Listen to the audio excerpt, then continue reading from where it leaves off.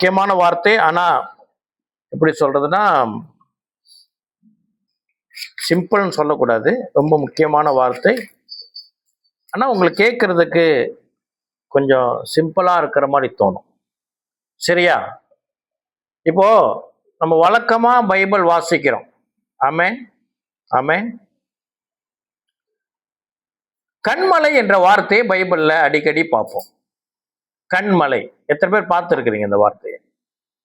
கண்மலை, அது பக்மன் சொல்ற எனக்கு ரொம்ப பிடிச்ச பாட்டு. என் கண்மலையும் மீட்பெருமான கர்த்தாவே, அருமையான பாட்டு அது. சரியா? கண்மலைனா என்ன? நம்ம அன்றாட வாழ்க்கையில இந்த வார்த்தையை பயன்படுத்துகிறதே இல்லை, அப்படிதானே? கண்மலைனா என்ன? ஆங்கிலத்துல த ராக்னு போட்டிருக்கு. ஆங்கிலத்துல சொல்லப்படுகிறது ராக் என்ற வார்த்தை, தமிழ்ல பாறை என்று சொல்லுவோம். அது நம்முடைய பயன்பாட்டுல உண்டு இந்த வார்த்தை. பாறை, பெரிய பாறை இருக்குது, அங்க பெரிய பாறை உண்டு, அப்படித்தானே? அப்படின்னு சொல்லுவோம். ஆனா கண்மலை என்ற வார்த்தைக்கும் என்ன கொடுக்கப்பட்டிருக்குது? ஆங்கிலத்துல த ராக்னா ராக்னா கொடுத்திருக்கு. த ராக்ல ராக், ஓகே, அந்த ரஸ்லர் ராக் இல்ல. சரியா? அப்ப கண்மலைனா என்ன அப்படின்னு நம்ம பார்க்க வேண்டியது அவசியம். இன்னொன்று, இதுல நமக்கு ஒரு குழப்பம், ஆங்கிலத்திலும் தமிழிலும் இருக்கிற ஒரு குழப்பம் என்னவென்றால், தமிழ்ல எனக்கு என்ன கேட்டீங்கன்னா, தமிழ்ல இதுக்கு அருமையான வார்த்தை கொடுத்திருக்கிறாங்க, கண்மலை. பாறைக்கு பாறை என்றே கொடுத்திருக்கிறாங்க. ஆங்கிலத்துல இந்த கண்மலை என்றதுக்கும் ராக், பாறை என்பதுக்கும் ராக். சரியா? அப்போ இந்த கண்மலைனா என்ன? எத்தனை பேருக்கு தெரியும் கண்மலைனா என்னன்னு தெரியும்? அதுக்கு கண்மலை என்றால் அதோடைய அது ஒரு பெயர். சரியா? கண்மலைனா அது ஒரு இடத்தோடைய பெயர். அதுக்கு வேதத்திலையும் அத்தனை முறை எழுதப்பட்டிருக்குன்னா அதுக்கு ஆவிக்குரிய அர்த்தமும் உண்டு. இது ரெண்டையும் கர்த்தர் எனக்கு நமக்கு வெளிப்படுத்துவாராங்க. அதனாலதான் சொன்னேன், இது கொஞ்சம் சிம்பிளா இருக்கிற மாதிரி இருக்கலாம், ஏதோ ஒரு கல்லை பத்தி பேச போறாரு போல அப்படின்னு. கண்மலையை பத்தி. சரி, இந்த கண்மலை என்ற வார்த்தை எபிரேய வார்த்தையில சோர், எஸ்யூஆர், சோர் என்று சொல்லப்படுகிறது. ஆனால் இதோட ப்ரொனவுன்சியேஷன் எனக்கு தெரியல, எனக்கு இன்னும் தெரியல. நான் இன்னும் ஹீப்ரு இன்னும் படிக்கல, நினைக்கிறேன் வர செமஸ்டர்ல இருக்குன்னு நினைக்கிறேன். ஹீப்ரு இல்லையா? இன்ட்ரோடக்ஷன் டு ஹீப்ரு இருந்துச்சே, பார்த்தேன். இருக்கு ஜோவன், இருக்கு. கிரீக் படிச்சதுனால ரொம்ப ஆசீர்வாதமா இருக்குது. எனக்கு ஆசை நீங்க எல்லாம் கிரீக் படிக்கணும். முதல் கேட்கும் போது கஷ்டமா இருந்துச்சு. அது எங்களுக்கு கற்றுக் கொடுத்த அந்த பாஸ்டர் நல்ல கர்த்தருடைய என்ன சொல்வது, ஞானத்தை பெற்றிருந்ததுனால சிறப்பாக எங்களுக்கு சொல்லிக் கொடுத்தாரு. ஆமென். அப்போ கிரீக் நான் வாசிக்கிறேன், வார்த்தைகள் அர்த்தம் தெரியல, பட் அந்த ப்ரொனவுன்சியேஷன்ல தெரியுது அந்த சொற்கள். இப்போ ஹீப்ரு படிக்கணும்னு ரொம்ப ஆவலா இருக்குது. அதுல சோர் என்று சொல்லப்படுகிற வார்த்தை என்னது? ராக். இது வேதத்துல 135 முறை குறிக்கப்பட்டிருக்குது. எத்தனை முறை? 135 முறை இந்த வார்த்தை சொல்லப்பட்டிருக்கிறது. அப்பனா இது ரொம்ப முக்கியமான ஒரு வார்த்தை. சரியா? இப்ப நான் ஏன் இந்த வார்த்தை மேல ரொம்ப கவரப்பட்டேன் அப்படி என்றால், நான் வழக்கமாக வேதத்தை வாசிக்கிற அந்த முறைமையிலே சங்கீதம் 94 வாசிக்கும் பொழுது, நான் முதல்ல ஒரு வசனம் வாசிச்சேன் இல்லையா? சங்கீதம் 94 22ஆம் வசனம். கர்த்தரோ எனக்கு அடைக்கலமும் என் தேவன் நான் நம்பி இருக்கிற கண்மலையுமாய் இருக்கிறார். அப்போ திடீரென்று என்னுடைய கவனம் இந்த வார்த்தையின் மேலே ஈர்க்கப்பட்டது. கண்மலையுமாய், தேவன் கண்மலையுமாய் இருக்கிறார். அப்ப கண்மலைனா என்ன? கண்மலைனா என்னன்னு தெரியணுமா இல்லையா? இப்ப வேதத்துல மெத்தாஃபோ என்று சொல்வார்கள், உருவக அடையாளம். சில வார்த்தையை சொன்னோம்னா வேதத்துல நம்ம வாசிக்கும் பொழுது அதை 2 விதமாக நாம் வாசிக்க வேண்டும். ஒன்று லிட்டரல்னா எழுதப்பட்ட பிரகாரமாகவே அந்த வார்த்தையை நாம் ஏற்றுக்கொள்ள வேண்டும். அப்போ அந்த ஒருவேளை அந்த லிட்டரல் எழுதப்பட்ட விதமான சொல் அந்த வாக்கியத்திற்கும் நம்முடைய விளங்குதலுக்கும் அது ஒத்து வரல அப்படி என்றால் அது லிட்டரல் மீனிங் அல்ல, அது என்னது மெத்தாஃபோ, அடையாள சொல்லாக இருக்கிறது, உருவகமாக இருக்குது. இப்போ அந்த வசனத்தை நான் வாசிக்கிறேன். த ராக்னு சொன்ன இல்லையா, பாறை. கண்மலை என்றால் ஆங்கிலத்தில் த ராக். அப்பனா ராக் என்பது பாரமானதா இல்ல லேசானதா? பாரமானது தானே. அப்போ நம்ம இங்க போடுறோம் இந்த வார்த்தையை, நம்ம கேளுங்க. என் தேவன் நான் நம்பி இருக்கிற பாரமாய் இருக்கிறார். சரி வருதா? அல்லது அது ஒரு கல்லை பார்த்து அவர் தான் என்னுடைய தேவன் சொல்ல முடியுமா? அப்பனா இது லிட்டரல் அல்ல. என் தேவன் என் கண்மலையுமா இருக்கிறார் அப்படின்னா இது பின்னாடி சில ஆவிக்குரிய அர்த்தங்கள் அடங்கி இருக்கிறது. ஆமென். கர்த்தர் நமக்கு வெளிப்படுத்துவாராக. ஏன்னா அவர் ஜெபம் பண்ணிடுறேன் தோணுது. ஜெபத்தோடு நம்ம நல்ல ஆண்டவரே ராஜா, இந்த சத்தியத்தை, ஆழமான சத்தியத்தை விளங்கி கொள்ளத்தக்க கர்த்தர் எங்களுக்கு எங்களுடைய இருதயத்தை திறந்து கொடுக்கும்படியாய் ஜெபிக்கிறோம். தடைகளை இயேசுவின் நாமத்தை நிர்மூலமாக்குகிறேன். கர்த்தர் எங்களுடைய சிந்தையை கர்த்தருடைய வார்த்தையிலே ஆழமாக செலுத்தி சத்தியத்தை அறிந்து இந்த சத்தியத்தில் நாங்கள் விடுதலை அடைய கர்த்தர் கிருபை தரும்படியாய் பரிசுத்த ஆவியானோட துணையை நாங்கள் நோக்கி ஜெபிக்கிறோம். இயேசுவின் மூலம் ஏற்றுக்கொள்ளும் நல்ல அப்பாவே, ஆமென். சரி, நம்ம ஆண்டவராகிய இயேசு கிறிஸ்துவின் பரிசுத்த நாமத்திற்கு ஸ்தோத்திரம். அப்போ இது உருவகமாக இருக்கிறதுனாலே இதை நாம் விளங்கி கொள்ளுகிறது நம் கையில இருக்குது. நமக்கு ஒரு பொறுப்பு இருக்கிறது. என்ன, உங்களுக்கு உடம்பு வாந்தியா?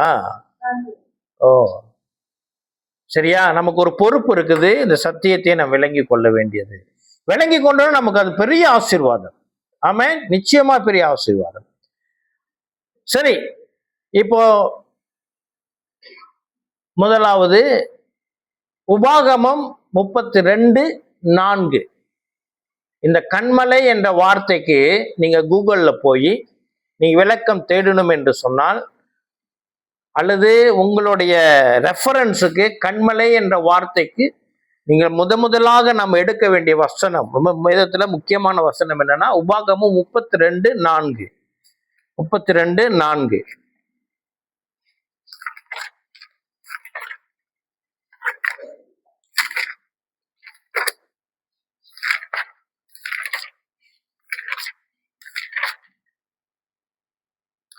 அவர் கண்மலை.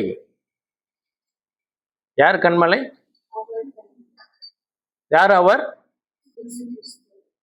இல்ல, இங்க இயேசுன்னு வெளிப்படலையே.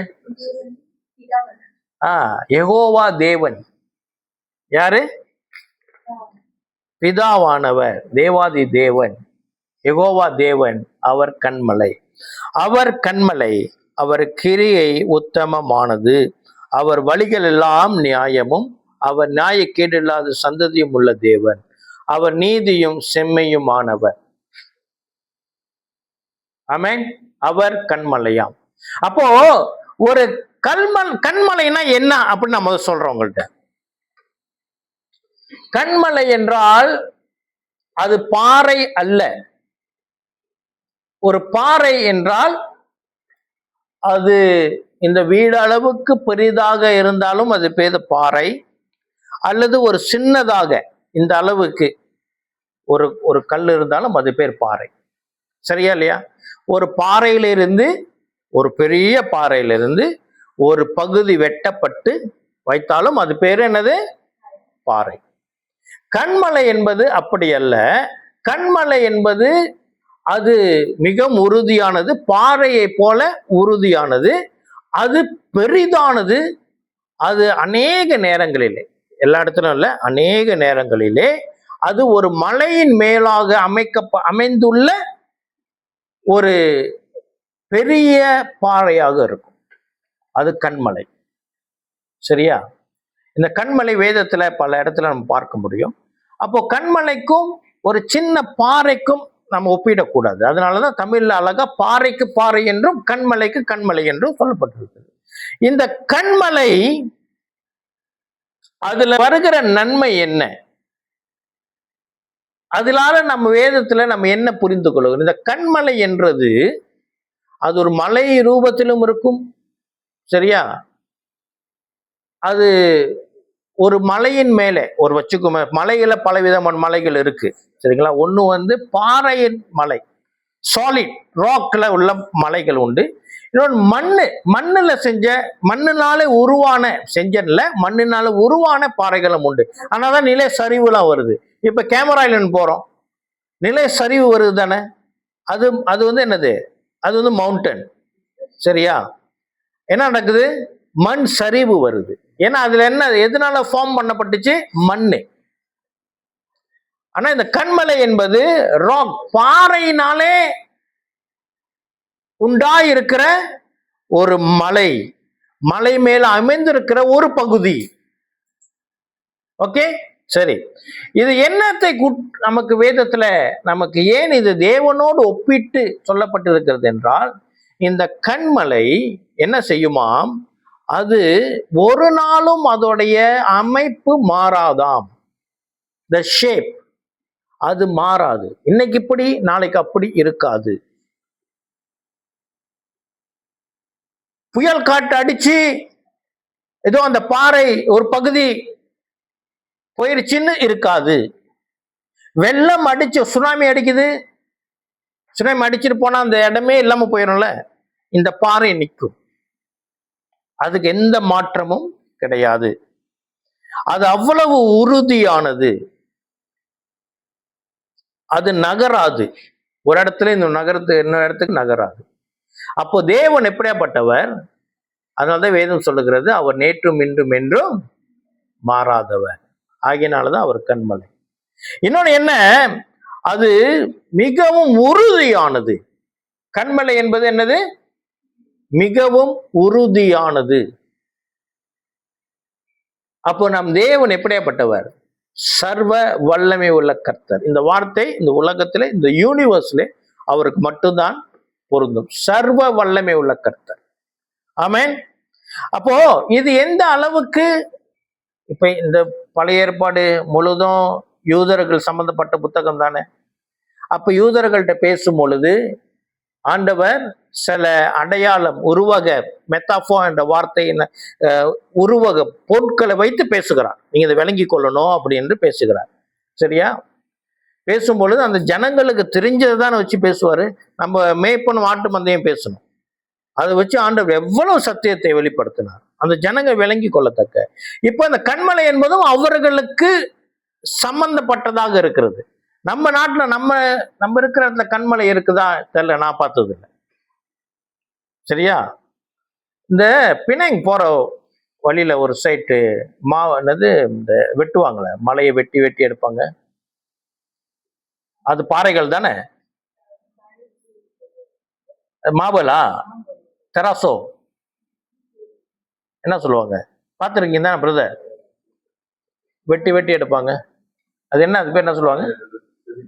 ஆமா ஆமா, அதுக்கெல்லாம் பயன்படுத்துறாங்க. ஆமா ஆமா ஆமா. ஓ சரி, அப்ப யோசிச்சு சொல்லுங்க. அப்ப மலேசியால இருக்கா கண்மலை? கண்டிப்பா இருக்கும், எங்கேயாச்சும் இருக்கும்.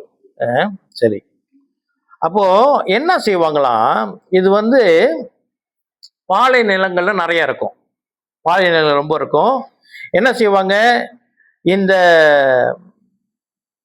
அதுல வந்து சில ஷேப் வந்து கொஞ்சம் கொகை மாதிரிய கொகைகள் இருக்கு இல்லையா, அப்ப அதுல போய் தஞ்சம், அதாவது தங்குறதுக்கு அதை பயன்படுத்துவாங்க, இரவுல தங்குறதுக்கு. மழை வராது அங்க, இருந்தாலும் மழைக்கு. இன்னொன்று வெயிலுக்கு அங்க போயிட்டு அவங்க அடைக்கலம் போகுவாங்க. கொகை, ஓ குவாரி, ஓகே. சரி. அப்போ என்ன செய்வாங்க, இது வந்து அவங்களுக்கு ஒரு ஆபத்துக்குலேருந்து அது அவர்களை காக்கும். கண்மலை என்பது ஆபத்திலிருந்து அவர்களை காக்கும். இந்த சூடு, வெயில், சரியா கடுமையான வெயிலா இருக்கும். டெசர்ட்டோட வெயில் வந்து ரொம்ப மோசமான வெயில், நம்மளால தாங்க முடியாது, அவ்வளவு மோசமா இருக்கும். இதுல இருந்து கொஞ்சம், ஏன்னா அவங்களுக்கு எங்கேயுமே மரங்கிற ஒண்ணுமே இருக்காத பால் நிலத்துல, இவங்க கொஞ்சம் ஓய்வு எடுப்பதற்கு, தஞ்சம் புகுவதற்கு மலை, இந்த கண்மலை உதவி செய்யும். சரியா? இன்னொன்று, நான் முதல்ல சொன்ன மாதிரி இது வந்து மிகவும் உறுதியான ஒரு சர்ஃபேஸ். அதோட சர்ஃபேஸ் மிக உறுதி. அது மேல நம்ம எதை கட்டினாலும் அது உறுதியாக நிற்கும். அல்லேலூயா. அது மேல எதை கட்டினாலும் உறுதியாக நிற்கும், அது அசைக்கப்படாது. ஆண்டவர் உவமையை சொல்றாரு தானே, வீடு கட்டுக்கிறவனுடைய உவமை எது மேல கட்டுறான்னு சொல்லி. சரி, ஆக கிறிஸ்து பிரியமானவர்களே, இந்த கண்மலையை ஒப்பிட்டு வேதத்துல அநேக காரியங்கள் இருக்குது. 135 முறை எழுதப்பட்டிருக்கு என்று சொன்னேன். அதுல ஒரு 3 சம்பவங்களை நாம் இதனால் தியானிக்க போகிறோம்.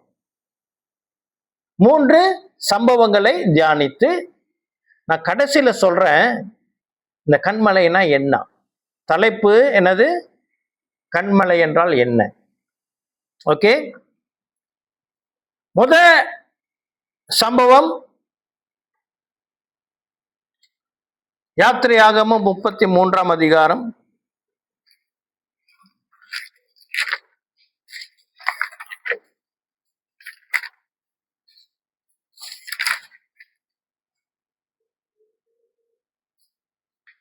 18 23 முறை 3 சம்பவங்கள் இருக்குது. அதுல முதல் வந்து 18 23 முறை.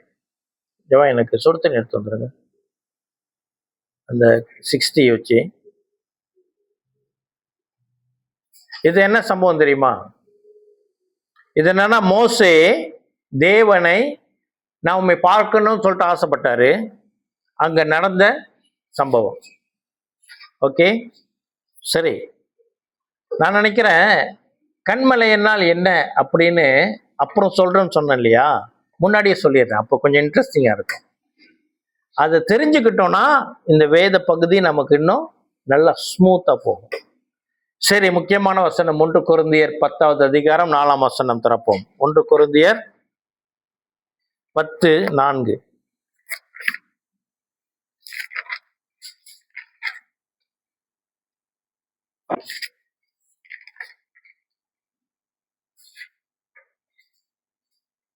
எல்லாரும் ஒரே ஞான பானத்தை குடித்தார்கள். எப்படியெனில் அவர்களோட கூட சென்ற ஞான கண்மலையின் தண்ணீரை குடித்தார்கள். அந்த கண்மலை கிறிஸ்துவே. ஹல்லேலூயா. 1 கொரிந்தியர் 10:4. அந்த கண்மலை யாராம்? ஹல்லேலூயா. இப்ப நல்லா கேட்டுங்க, பைபிள்ல 135 முறை கண்மலை எழுதப்பட்டிருக்குது. ஆனா 135 முறையும் அது கிறிஸ்துவை குறிக்கிறது என்று அல்ல. சில இடத்துல ஒரு கண்மலை என்ற ஒரு இடத்தை, அந்த நான் சொன்னேன் இல்லையா, அந்த அமைப்பு, அதை குறித்து சொல்லலாம். எல்லா இடத்துலயும் நாம் இதை அப்ளை பண்ண முடியாது. ஆனா இன்னைக்கு நம்ம வாசிக்க போகிற 3 சம்பவங்கள்ல இது கிறிஸ்துவை தான் குறிக்குது. அதுல நாம் என்ன கற்றுக்கொள்ள போகிறோம்? அங்க எழுதப்பட்டிருக்கிறது உண்மைதான், கர்த்தருக்கு சோதரம். அது ஒன்று தெரிந்து கொள்றது மிக அவசியம். ஓகே, கர்த்தர் வார்த்தை அறிந்து கொள்ளுகிறது மிக முக்கியம். இந்த சத்தியத்தையும் நீங்கள் அறிவீர்கள், சத்தியம் உங்களை விடுதலையாக்கும். நம்ம அறியணும், நம்ம தெரியணும். பைபிள்ல தான் இருக்குது. நாளைக்கு யாரோ வந்து கேள்வி கேட்கும் போது நம்ம முழிக்க கூடாது, என்ன தெரியலையே அப்படின்ட்டு. ஒரு முறை மோகன் சி லாசரஸ் ஐயாவுடைய ஒரு செய்தி கேட்டு இருக்கும் பொழுது ஒரு நபர் வந்து அவர்கிட்ட சொன்னாராம்,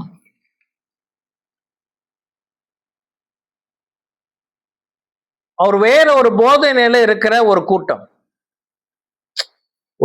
ஒரு சபை அல்லது ஒரு கூட்டம் வேற ஒரு ஐடியால இருக்கிறாங்க. அவங்க வந்து மோகன் சி லாசரஸ் ஐயா உடைய போதனைக்கு எதிரானவர்கள். சரியா? அப்போ அவர்கள் வந்து, இல்ல பாஸ்டர், நீங்க அவரு தெரியல என்ன கூப்பிட்டாருன்னு, அவரை நீங்க சத்தியத்தை அறியணும், சத்தியம் தான் உங்களுக்கு விடுதலை கொடுக்கும், அது எங்க பாஸ்டர் தான் சரியான போதனை கொடுக்குறாரு அப்படின்னு இவர்கிட்ட ஒரு சின்ன வாதம். அப்போ மோகன் சி ஐயா அவர்கிட்ட கேட்டாரா, சரிங்க சத்தியம்னா என்ன நீங்க சொல்லுங்க சொல்லி கேட்டாராம். ஓ, அது சத்தியம்னா அது நீங்க என்ன பாஸ்டர் தான் வந்து பார்க்கணும், அவர் தான் உங்க நல்லா பேசுவார் அப்படின்னு. இல்ல, ரொம்ப சிம்பிளா சத்தியம்னா என்ன அப்படி கேட்கும் பொழுது அவரா பதில் சொல்ல முடியல. அப்போ சொன்னாரு, சத்தியம்னா வேற யாரும் இல்லை, இயேசுதான், நானே வழியும் சத்தியமும் ஜீவனுமா இருக்கிறேன். அப்ப நமக்கு தெரியணும், we need to have basic. இந்த மாதிரி கேள்விப்பட்டீங்கன்னா நீங்க தாராளமா சொல்லணும், கண்மலை என்று நீங்க பேசணும். சரிங்களா? புது விசுவாசிகளை பார்க்குறீங்க, இந்த வார்த்தையெல்லாம் ரொம்ப ஆசீர்வாதமாக இருக்கும். கர்த்தர் கண்மலையுமா இருக்கு. கண்மலைனா என்ன? அது நமக்கு ஒரு பாதுகாப்பான இடம், உறுதியான இடம். நம்ம அங்கே என்னத்தை கட்டுறோம்? என்னுடைய வாழ்க்கையை நான் தேவன் மேல் கட்டணும், உறுதியாய் நிற்கும். என்னுடைய தொழில் தேவன் மேல் கட்டணும். என்னுடைய படிப்பு, கல்வி அவர் மேல் கட்டும் பொழுது அது உறுதியா நிற்கும். ஆமே. சரி, அப்படியாக நம்ம அது மாத்திரமல்ல, இந்த உருவகமாக இருக்கிறதுனால அதனால நமக்கு என்ன ஆசீர்வாதம் அதுல வருகிறதை பார்ப்போம். சரி, அப்போ 1 கொரிந்தியர் 10:4 சொல்லுகிறது கண்மலை இயேசு. உபாகமம் 32:4 என்ன சொல்லுகிறது? முத வாசிச்சோம் உபாகமம் 32:4 அவர் கண்மலை. அப்ப பழைய ஏற்பாடு சொல்லுகிறது யெகோவா தேவன் கண்மலை. புதிய ஏற்பாடுல பவுல் கன்ஃபார்ம் பண்றாரு, இயேசுதான் யெகோவா தேவன். அல்லேலூயா, ஆமென். அப்ப யாராச்சும் கேட்டாங்க, இயேசு தெய்வமா?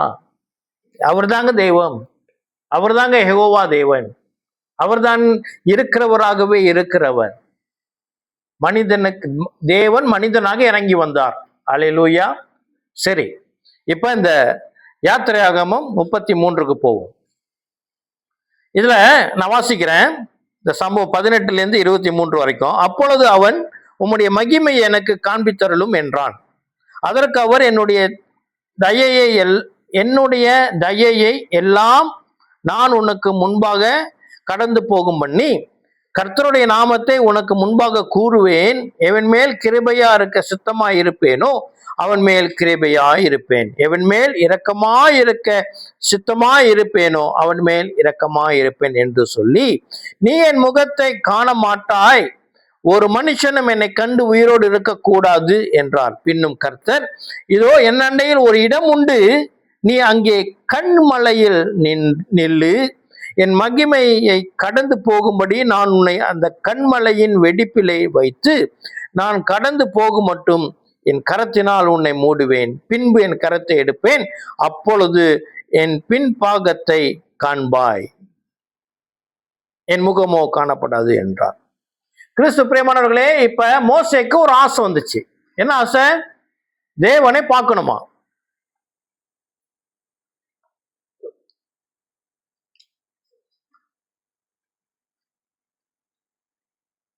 ஏன் உங்களுக்கு கிடைக்கலையா? யாத்திரையாகமம் 33:18-23 வரைக்கும் இருக்கா?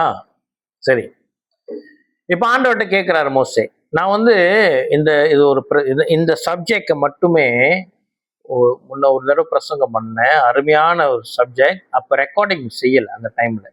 சரியா? மேபி இன்னொரு முறை வாய்ப்பு கிடைச்சிச்சுன்னா இதை மறுபடியும் ஒரு பிரசங்கம் செய்யலாம் ரெக்கார்டிங்காக. சரி, அப்ப ஆண்டவர் சொல்றாரு, ஓகே, நீ என் முகத்தை பார்க்க முடியாது, ஆனா உன்கிட்ட அதுக்கு ஒரு வழி இருக்குது. நான் ஒரு இடத்த சொல்றேன், அங்க ஒரு கண்மலை இருக்கும், கண்மலையில நீ போய், கண்மலையில ஒரு வெடிப்பு இருக்கும், அந்த வெடிப்புல இருந்து நீ பார்க்கும் பொழுது நீ என்ன செய்வாய்? என்னுடைய பின்புறத்தை நீ பார்க்க முடியும். அப்ப தேவனே பார்க்கிறாரு. முன்னுக்கு பார்த்தானா பின்னாடி பார்த்தானா? தேவனை தானே பார்க்கிறாரு. சரியா? அதே மாதிரி நடக்குது. இப்ப இந்த இடத்துல இயேசு கிறிஸ்துவை வைத்து பார்ப்போம். கிறிஸ்துவே கண்மலை என்று நாம் பார்த்தோம். இப்ப இந்த கண்மலையோட அமைப்பு என்னவாம்? என் அண்டையில் ஒரு இடம் உண்டு, நீ அங்கே மலையில் நில்லு, என் மகிமை கடந்து போகும்படி நான் உன்னை அந்த கண்மலையின் வெடிப்பிலே வைத்து. இந்த ஒரு கண்மலை இருக்கிறதாம், கண்மலையில ஒரு வெடிப்பு இருக்குதாம். ஒரு கண்மலை இருக்குது, அந்த கண்மலை என்னவா செஞ்சப்பட்டிருக்கு? ஒரு வெடிப்பு, அது ஒரு பிளவு வந்திருக்குது. அங்க நிற்கும் பொழுது நீ என்ன பார்ப்பாய். சரியா? மத்தேயு 5:8 என்ன சொல்லுகிறது? உள்ளத்தில் பரிசுத்தம் உள்ளவன் தேவனை காண்பான். இப்ப தேவனை நம்ம பார்க்க முடியுமா? பார்க்க முடியும், வசனம் சொல்லுகிறது. அப்ப உள்ளத்தில் பரிசுத்தம் உள்ளவன் தேவனை காண்பான். அப்படி என்றால் எப்படி ஒரு மனிதன் பரிசுத்தமாய் வாழுவது? ரெண்டையும் ஒப்பிட்டு பாருங்க. ஒரு கண்மலை கிறிஸ்துவுக்கு அடையாளமாக இருக்கிறது, அதுல ஒரு வெடிப்பு இருக்குது, அதுல பிளவு உண்டாயிருக்கிறது. அது இயேசு கிறிஸ்து சிலுவையிலே பிற்கப்பட்டார், அவர் கண்மலையானவர். அங்க நம்ம நிற்கும் பொழுது அவர் மூலியமாய் நாம் யாரை பார்க்க முடியுமா? தேவனை பார்க்க முடியுமா? இங்க புதிய ஏற்பாடுல உள்ளத்தில் பரிசுத்தம் உள்ளவன் தேவனை காண்பான். அப்ப தேவனை காண்பதற்கான ஒரு வாய்ப்பு உண்டு. எப்படி? என் உள்ளம் பரிசுத்தமா இருந்தால் தேவனை பார்க்க முடியும். அப்ப நான் பரிசுத்தம் மாறுவது எப்படி? அந்த கண்மலையானவரே என்னை பரிசுத்தமாக்குவார். கண்மலையானவர் என்னை எப்படி பரிசுத்தமாக்குவார்? கிறிஸ்துவே கண்மலையானவர். அந்த கிறிஸ்து வார்த்தையானவர். அந்த வார்த்தையிலே நாம் தரித்திருக்கும் பொழுது, இந்த கண்மலையிலிருந்து மோசே தேவனை பார்த்த பிரகாரம் இந்த வார்த்தையிலிருந்து நாம் தேவனை பார்ப்போம். இந்த வார்த்தையினாலே நம்ம இந்த வேதத்தை வாசிக்கும் பொழுது நம்ம தேவனை நிச்சயமாய் பார்க்க முடியும். இன்னொன்று, இந்த வார்த்தை நம்மை பரிசுத்தமாக்கும், நாம் தேவனை பார்க்க முடியும். அல்லேலூயா, ஆமென். இது முதல் சம்பவம். இது நமக்கு ஆசீர்வாதமா இல்லையா? எத்தனை பேருக்கு ஆண்டவரை பார்க்கணும்னு ஆசையா இருக்குது? ஆமென். முடியும், வேதம் சொல்லுகிறது முடியும் என்று. இரண்டாவது சம்பவம், அதே யாத்திரையாகமம் 17ஆம் அதிகாரம்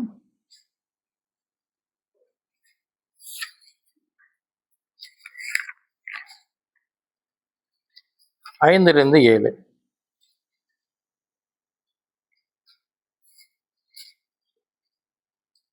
இப்ப என்னன்னா, ஜனங்களுக்கு தண்ணீர் இல்லை.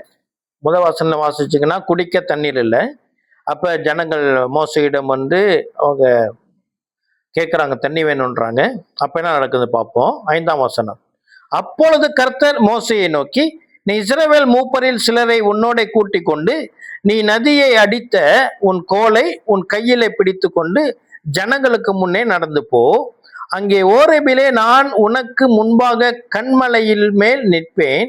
நீ அந்த கண்மலையை அடி, அப்பொழுது ஜனங்கள் குடிக்க அதிலிருந்து தண்ணீர் புறப்படும் என்றார். அப்படியே மோசே இஸ்ரவேல் மூப்பரின் கண்களுக்கு முன்பாக செய்தான். இஸ்ரவேல் புத்திரர் வாதாடினது நிமித்தமும் கர்த்தர் எங்கள் நடுவிலே இருக்கிறாரா இல்லையா என்று அவர்கள் கர்த்தரை பரீட்சை பார்த்தது நிமித்தமும் அவர் அந்த ஸ்தலத்திற்கு மாசா என்றும் மேரிபா என்று பெயரிட்டான். இப்ப ஜனங்களுக்கு தண்ணீர் இல்லை, புலம்புறாங்க. மோசே கிட்ட வந்தோன்னா மோசேட்ட ஆண்டவர் சொல்றாரு, என்ன சொல்றாரு? அங்க ஒரு கண்மலை உண்டு, அந்த கண்மலையில் நான் நிற்பேன், நீ கண்மலையை அடி. அடிக்கும் பொழுது அதில் தண்ணீர் வரும். கிறிஸ்து பிரியமானவர்களே, 2000 வருஷத்துக்கு முன்னுக்கு இது நிறைவேறினது. அது உண்மையிலேயே கண்மலை அடிச்சாங்க, அதுலேயும் தண்ணீர் வந்தது. நீங்க பார்த்தீங்கன்னா கூகுள் பண்ணி பாருங்க. ஒரு பெரிய ஒரு கண்மலை, ஒரு பாறையை போல பெருசு, நடுவுல ஒரு வெட்டு இருக்கும். அதுல இருந்து தண்ணி இன்னும் வந்து கொண்டு இருக்கிறது. நான் அந்த இடத்த பார்த்துருக்கிறேன், ஜார்டன்ல இருக்கு. நாங்க கிட்ட போய் பார்க்கல, நாங்க ஒரு மேட்டின் மேல இருந்து அந்த இடத்த நாங்க பார்த்தோம். இன்னும் உண்டு, இன்னும் அதுல தண்ணீர் வந்து கொண்டு இருக்கு. அதாவது கீழிருந்து பூமியிலிருந்து தண்ணி பம்ப் போட்டு அது வழியா வெளியே வரல, அது வாட்டர் ஃபவுண்டன் மாதிரி செய்யல, கண்மலையிலேருந்து தண்ணி வருது. அது தேவனுடைய அற்புதம். சரியா? கிறிஸ்து பிரியமானவர்களே, இப்ப தண்ணீர் என்பதும் ஒரு உருவக சொல் தான். வேதத்துல தண்ணீர் என்றது கர்த்தருடைய வார்த்தைக்கு அடையாளமாகவும் இருக்கிறது. சரியா? இன்னைக்கு நம்ம கையில வேதாகமும் இருக்கிறது இல்லையா? கர்த்தருடைய வார்த்தை நம்ம கையில இருக்கிறது இல்லையா? இந்த வார்த்தை நம்மிடம் வந்தது எப்படி தெரியுமா? இயேசு கிறிஸ்து சிலுவையில பலியானதுனாலே இந்த வார்த்தை நமக்கு வந்திருக்கிறது. கண்மலையை ஒரு தடவை அடிக்கப்பட்டார், அவர் அடிக்கப்பட்டதுனால நமக்கு ஜீவ தண்ணீர் உள்ள இந்த வார்த்தை கிடைத்திருக்கிறது. அல்லேலூயா, ஆமென். இப்போ நமக்கு என்ன கேட்டீங்கன்னா, ஒரு மனிதனுக்கு இரண்டு தேவைகள் தான் உண்டு. இரண்டு தேவைகள் தான் இந்த உலகத்தில் உண்டு. ஒன்று பிரதான முக்கியமான தேவை, இரண்டாவது அதற்கு சற்று குறைவான தேவை. அதுல முதல் தேவை சந்திக்கப்பட்டது இந்த சம்பவத்திலே. இயேசு கிறிஸ்து கன்மலையானவர் 2000 வருடத்துக்கு முன்பதாக எருசலேமில் அடிக்கப்பட்டார், சிலுவையில மரித்து உயிர்த்தெழுந்தார். ஆகையினாலே மனிதனுடைய முதல் தேவை சந்திக்கப்பட்டது. அவரிடமிருந்து புறப்பட்ட தண்ணீர் நம்மை ரட்சித்தது. அல்லேலூயா. ஒரு மனிதனுக்கு மிக முக்கியமான தேவை என்னவென்றால் ரட்சிப்பு. ஆமென். அதனாலதான் நம்ம இன்னைக்கு வந்து உட்கார்ந்துருக்கிறோம். ஒரு தடவை இயேசு அடிக்கப்பட்டார், அடிக்கப்பட்டதுனாலே நாம் ரட்சிக்கப்பட்டிருக்கிறோம். அல்லேலூயா. முதல் தேவை சந்திக்கப்பட்டது. ஆமென். அப்ப நம்ம ஆண்டவருக்கு நன்றி செலுத்தணும். அப்படி என்றால் அதுக்கு ஒரு காரணம் என்ன? நம்ம ரட்சித்து இருக்கிறோம். அது நம்ம தினந்தோறும் அவருக்கு நன்றி செலுத்தணும். ஆண்டவரே ரட்சித்ததுக்காக நமக்கு நன்றி. எத்தனையோ பேர் பாரு உலகத்தில் ரட்சிக்கப்படாம இருக்கிறாங்க. ஆமென். கர்த்தர் வார்த்தை உங்களுக்கு வரலையே. இயேசு அடிக்கப்பட்டதுனால தான் இன்னைக்கு கர்த்தருடைய வார்த்தை இங்கிருந்து நமக்கு வருது. அதுக்கு முன்னுக்கு இந்த வார்த்தைக்குரியவர்கள் யூதர்கள் மாத்திரமே, மற்றவங்க அல்ல. ஆனா இன்று நம்மை கர்த்தர் ஆபிரகாமுடைய ஆசீர்வாதத்தை பெற்றுக் கொள்ளுகிறவர்களாக கர்த்தர் நம்மை மாற்றிருக்கிறார். ஆமென்.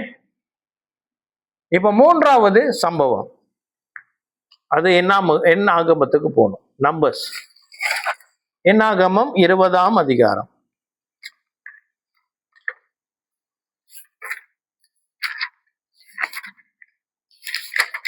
இந்த சம்பவத்துல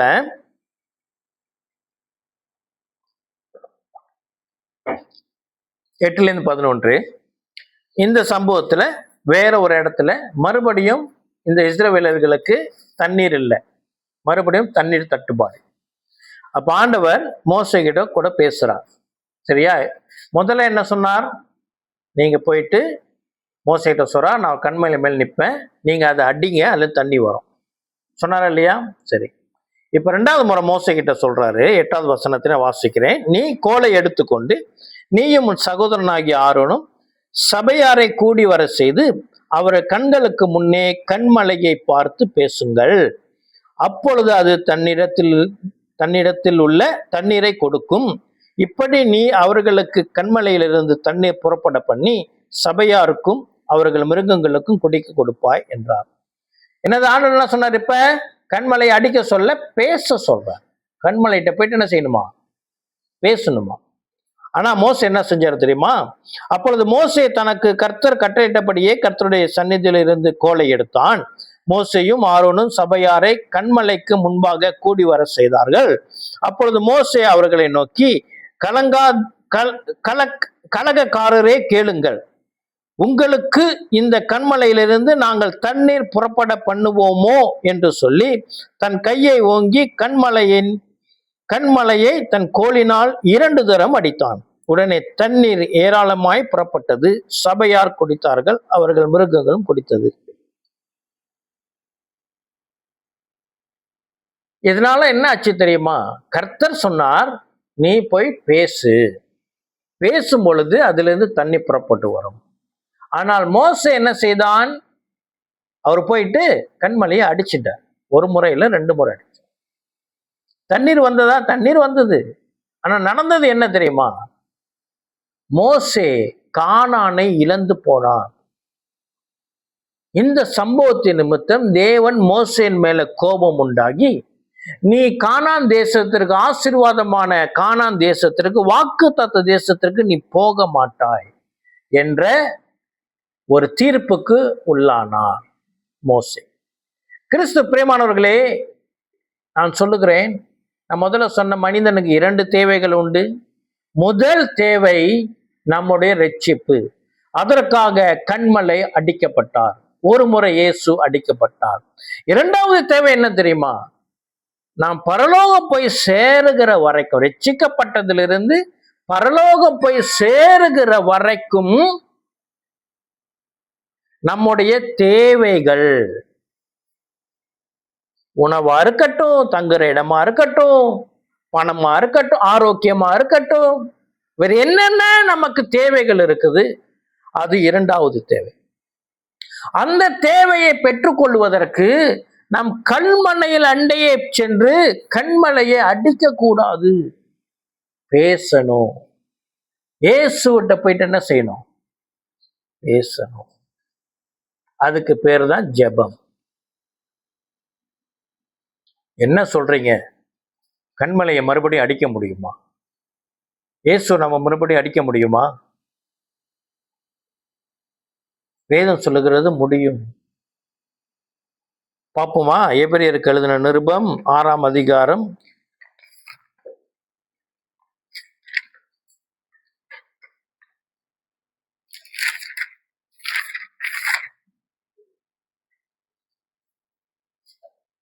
6ஆம் அதிகாரம் 6ஆம் வசனம் தான். ஆனா நான் என்ன செய்யறேன், நான் முதல் வசனத்திலேருந்து வாசிக்கிறேன். ஆகையால் கிறிஸ்துவை பற்றி சொல்லிய மூல உபதேச வசனங்களை நாம் விட்டு செத்த கிரியைகளுக்கு நீங்களாகும் மன திரும்புதல், தேவன் பேரில் வைக்கிற விசுவாசம், ஞானங்கள் அடுத்த உபதேசங்களை வைக்குதல், மரித்தோரின் உயிர்த்தெழுதல், நித்திய நியாய தீர்ப்பு என்பவைகளின் அஸ்திபாரத்தை மறுபடியும் போடாமல் பூரணமாக்கும்படி கடந்து போவோமாக. தேவனுக்கு சித்தமானால் இப்படி செய்வோம் என்று சொல்லி 4ஆம் வசனம், ஏனெனில் ஒரு தரம் பிரகாசிக்கப்பட்டும் பரம ஈவை ருசி பார்த்தும் பரிசுத்த ஆவியை பெற்றும் தேவனுடைய நல்வார்த்தையையும் இனிவரும் உலகத்தின் பலங்களையும் ருசி பார்த்தும் மறுதலித்து போனவர்கள். யாரு? இயேசுவை மறுதலித்தவர்கள் தேவனுடைய குமாரனை தாங்களே மறுபடியும் சிலுவையில் அறைந்து அவமானப்படுத்துகிறார்களாம். மறுபடியும் கண்மலையை அடிக்கிறது. மறுபடியும் அப்போ எப்பெல்லாம் நாம் இயேசு கிறிஸ்துவை மறுதலிக்கிறோம் அப்படி என்றால், முதல் தேவை நமக்கு வருவதற்கு கர்த்தர் சிலுவையிலே அறையுண்டார். அல்லேலூயா, நம்மை ரட்சித்தார்.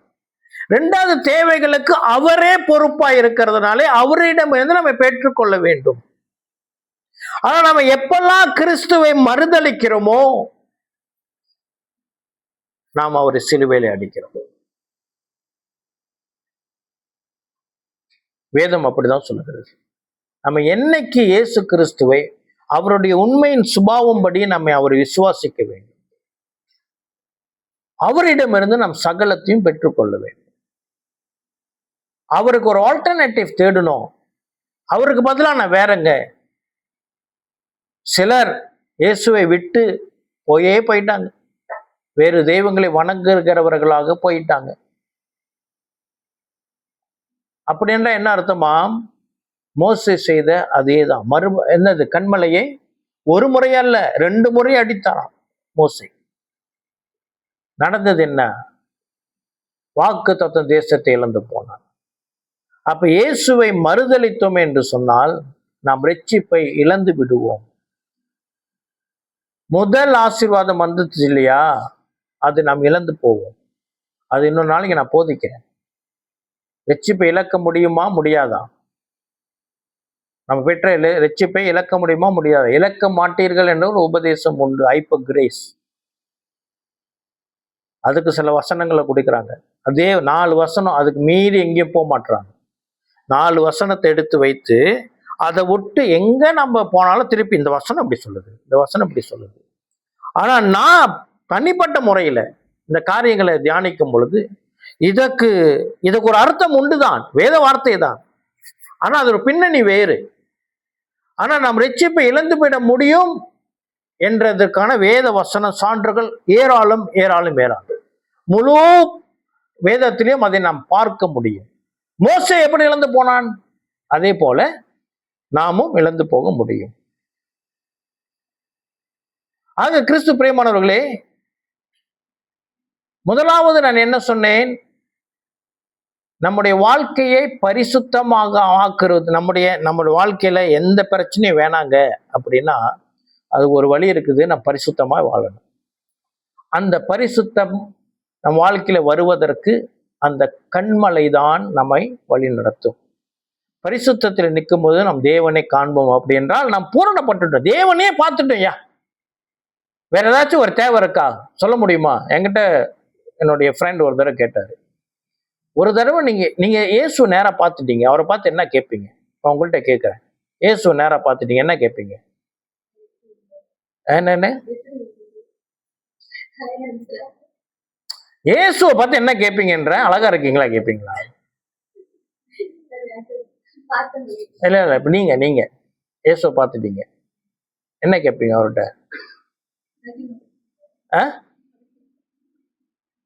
நீங்க நீங்க என்ன சொல்றீங்க? ஜெனரலி என்ன இயேசுவை பார்த்துட்டீங்க, என்ன சொல்லுவீங்க? நீங்க என்ன கேட்பீங்க? என்ன கேட்பீங்க நீங்க? ஏதோ ஒண்ணு வரணும் கூட வச்சுக்கலாம். ஏன்னா வரம் வேணுமா உங்களுக்கு? பைபிள் இருக்குது, வரங்கள் இருக்குது. வேற பிரதர் என்ன? நீங்க என்ன? நீங்க பிரதர்? ஓகே. அம்மா என்ன சொல்றாங்க கேட்கல எனக்கு. போதுமையா அந்த உலகம், சீக்கிரம் கூட்டி போங்கயா. என்னது? நீங்க பதில் தெரியும், நீங்க என்ன சொல்லுவீங்க? நான் கேள்வி கேட்கல, இந்த கேள்விக்கு எது சரியான பதில் கேட்கல நானு. நீங்க என்ன சொல்லுங்க, உணர்ந்து சொல்லுங்க. பிஎஸ் 5 போன் கொடுங்க. இல்ல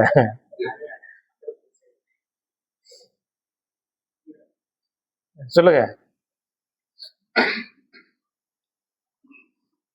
யோசிச்சுக்கிட்டே இருங்க.